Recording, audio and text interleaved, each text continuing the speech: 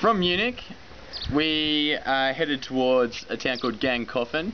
It was about 100 kilometres out of Munich, heading towards Passau, which is on the Austria and German border. It's also where our ride joined up with the Danube River, which we're planning to follow all the way to the Black Sea. The morning in Munich got off to a slow start because we had to wait for Daniel. In fact, he took so long to get back to the campsite from the night before, we decided just to leave, and we just put all his bags at the reception of the campsite. He did catch us up though, so it was a good effort by him. From when we got to Passau, we're all pretty happy to see the Danube, because in theory the next few days we're going to be all flat, and it's also really scenic. From Passau, Aaron and I, we actually headed off a little bit before Tim and Daniel, because they were doing some work on the computers in town, and we thought we'd set up camp and cook dinner. Funny enough though, when they finished on the computers, they rode down the opposite side of the river, so we missed each other that night, and well, it was good for Aaron and I because we got a massive dinner because we ate their serves.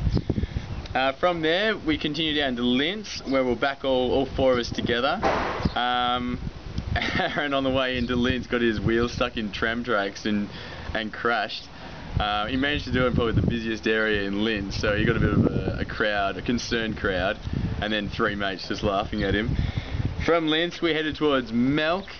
On the way there we met this bloke called Rob. He was this German gypsy, and that's what he called himself. Basically he works 3 months a year in Cologne as a handyman. For the rest of the time he just rides around Europe. He lives off €6 a day, so he's a lot more efficient and resourceful than us. From Melk we headed towards Vienna. Vienna was the biggest city we've been to yet. We stayed at a hostel, which is pretty rare for us. It was nice to have a proper bed, and a bit of a bonus to that, in the hostel there was 3 Kentucky groups there that night, and they were all up for a party, so we had a massive party there. And it was probably the first opportunity we've had to spread the word about our ride and cause to people our age, so that was really good. From Vienna we headed towards Bratislava, and we made that in a day, and then from there made it to Budapest in a day. So there were 2 huge days. The one into Budapest was over 200, so it was the first time we've managed to do that. The whole way down the Danube we've met so many cyclists from all over the world. We've met an Australian couple, some Germans, French people, and they've all loved the idea of our ride. And most of them are jealous, so they're all keen cyclists as well.